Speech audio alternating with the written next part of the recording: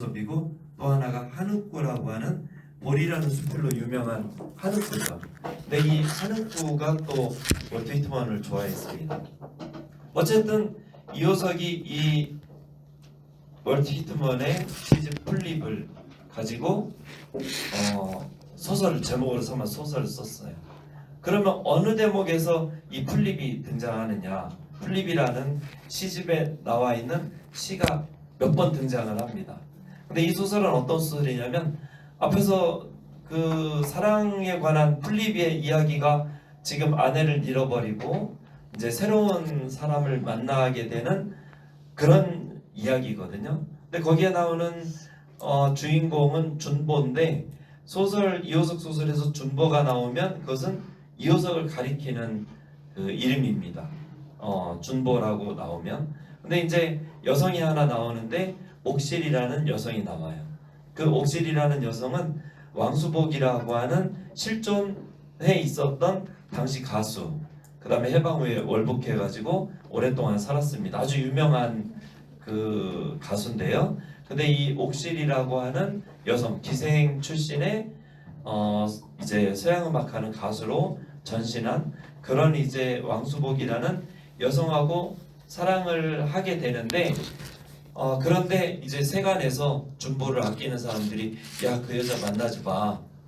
그 여자랑 이렇게 엮이면 스캔들도 날 뿐더러 또 그런 여자는 안 만나는 게 좋다. 이렇게 이제 자꾸 이제 그렇게 합니다. 그런 이제 반대도 하고 이러는데 그런 것을 뚫고서 이제 두 사람이 사랑을 나누는 그런 과정으로 나아가게 되는 이야기를 하는 대목인데요. 근데 여기에 보면 넌지시 이런 얘기를 해요. 갑자기 나는 낮에는 백성으로서의 의무는 다 했으니 그 밤에는 그때 밤에 옥실하고 준보가 갑자기 이제 데이트를 이렇게 하고 있는데 등화관제를 합니다. 등화관제 뭔지 아시죠? 그렇죠? 당시에 등화관제를 했었습니다.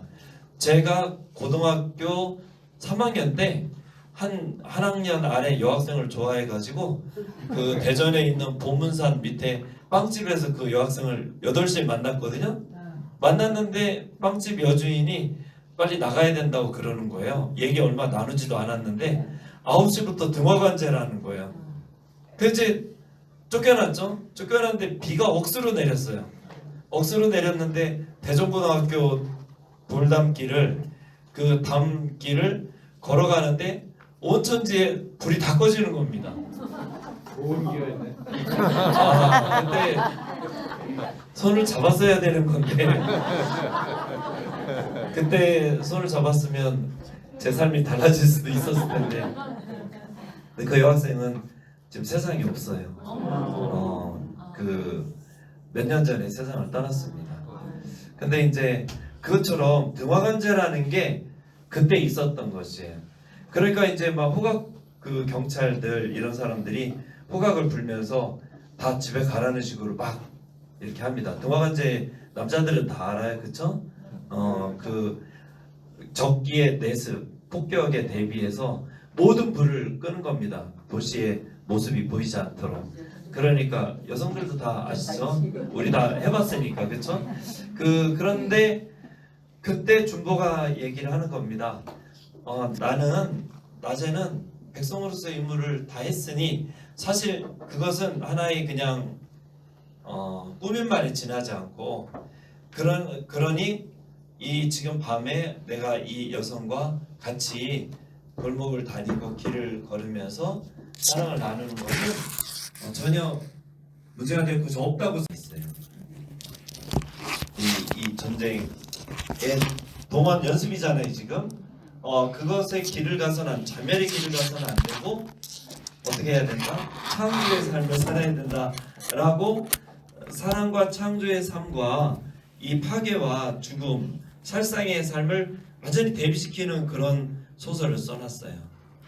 그러면서 이제 그 옥실과 이렇게 세간의 오해와 방해에도 불구하고 사랑을 나누는 얘기를 하는데 그때 이제 준보가 영문학자잖아요, 그렇죠? 그때 당시에는 평양숭실 교수하다가 다시 대동공전 교수로 이렇게 가서 교수를 할 때인데, 그런데 그때 옥실에게 시를 낭송을 해줍니다. 누구의? 휘트먼의 시를 낭송을 해주는데, 그것을 영문학자답게 자기가 번역을 해서 낭송을 해주는 거죠. 그래서 작품에 그 얘기가 들어있어요. 근데 그 시가 어떤 대목이냐면, 뭐라고 어떤 시를 거기서 낭송을 해주냐면, 위대한 것은 남자의 여성됨이다. 남자의 여성됨이라고 했어요. 그리고 여성의 어머니됨이야말로 정말 그 위대한 것이다.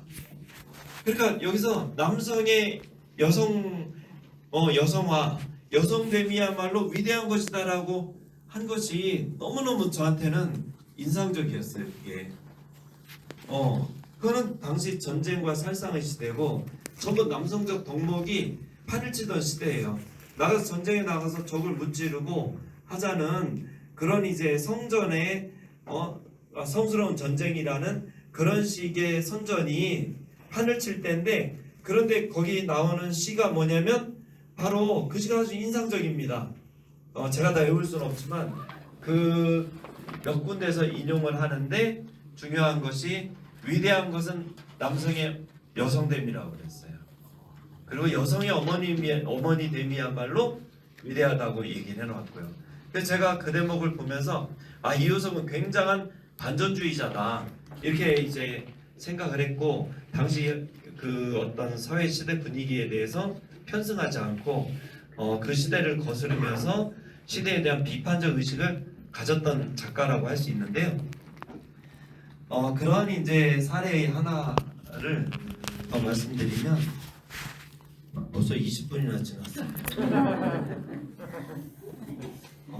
할 얘기가 사실은 드릴 수 있는 말씀이 굉장히 많은데 10분 동안 드릴 수 있는 말씀이 적죠. 적은데, 그런데 이제 중요한 것은 이효석이 그 일제 말기에 화분이라는 소설을 썼어요. 이 화분은 꽃 심어놓는 화분이 아닙니다. 꽃가루라는 화분이에요. 그 뜻이 꽃가루. 그래서 꽃가루가 날려서 어디에 가서 이제 다시 뿌리를 내리고 그러면서 새로운 어떤 세계를 여는 그런 상징성을 갖고 있어요. 이 소설의 제목은. 두 번째는 벽공무한이라는 장편 소설을 썼어요. 파란 하늘이 무한하다 하는 것이에요. 이게 일제 말기에 대표적인 그 대일연명 소설이라는 식으로 논문을 이제 몇 사람이 써가지고, 야 뭐 이효석이 무슨 대일연명한 사람인 것처럼 그렇게 얘기를 했었거든요. 그런데 황제라는 장편 소설도 있어요. 나폴레옹 이야기였어요. 그건 해석을 많이 해야 됩니다. 많이 해야 되고, 오늘 여기 총감독님도 오셨는데 제가 이제 제안을 드리고 싶은 거는 이효석의 희곡 중에 역사라는 말씀 이미 드렸어요. 근데 역사라는 그 희곡을 꼭 그 연극으로 만들어서 상연을 하면 굉장히 그 인기가 있을 것이다. 굉장히 아주 뜻이 깊은 그 희곡이거든요. 그래서 연극으로 하면 좋고, 그 김에 이제 이효석의 일대기도 이렇게 연극으로 만들어 가지고 상연을, 그 이효석의 희곡과 그 역사라는 희곡과 이효석의 일대기를 희곡으로 딱 해서 같이 어떤 주간을 두고서 축제 때든 아니면 뭐 주말에 상시 공연을 하든 이러면 그 연극 보러 올 수도 있지 않을까 뭐 이런 생각도 하는데, 오늘 이제 일단은 그 벽공무한이라는 장편소설 얘기를 잠깐 드리면요, 이 천일마라는 주인공이 하얼빈이라고 하는, 하얼빈 가보신 분 손 들어보세요. 하얼빈 여행 가보신 분, 가보신 분 계시네요. 저는 이효석 때문에 3번을 갔습니다. 이효석을 연구해 보겠다고 3번을 갔는데 참 하얼빈이 굉장히 인상적인 도시예요. 거기 그 하얼빈에 이 천일마라는 주인공이 하얼빈 교향악단을 초청하러 하얼빈에 갑니다. 이제 경성에서 당시 서울에서 하얼빈을 가요. 가는데 이 천일마라는 주인공이 그냥 가질 않고 장춘 가기 전에 어디죠? 신경으로 해가지고 신경이 장춘이가 봉천이가 제가 그런데 어찌됐든 봉천에 갔어요. 봉천에 가서 거기서 뭐를 하냐면 천일마가 채권을 사. 채권이 뭐냐? 뭐 국가 채권 이런 게 아니라요. 채권은 지금식으로 얘기하면 로또 복권을 샀어요. 복권을 샀는데 그 복권이 당첨이 돼야 좋아요? 안 돼야 좋아요? 돼야 좋아요. 복권은 당첨돼야 좋죠? 그 당첨이 됐어요. 갑자기. 그러기 쉽지 않죠? 그 횡재를 했어요. 10,000원이나 됐어요. 10,000원, 그때 돈 10,000원이나 되는 복금이라고 하나? 당첨금을 탄 거예요. 아, 대단하죠? 그쵸? 그럼 그거 가지고 빨리 이제 하얼빈 가다 말고 다시 집으로 고향으로 돌아가서 잘 살든지 해야 될 거 아니에요? 그게 아니고 이 사람이 또 이제 그 다음에 가가지고 뭘 하냐면 경마를 해요. 경마. 천일마가 경마를 해요. 10,000원을 다 걸어. 10,000원을 다 걸었는데 그런데 두 마리 말이 이제 왜 우승할 말 같은 말 이렇게 있잖아요. 네. 그 사람들이 우승할 말이라고 꼽는 말은 태양이에요. 태양. 또 하나의 말의 이름이 이상해요. 아킬레스예요. 아킬레스. 진짜 이상하네. 그러면 당시에 태양이 의미하는 바가 뭘까요? 너무나 단순한 상징이야.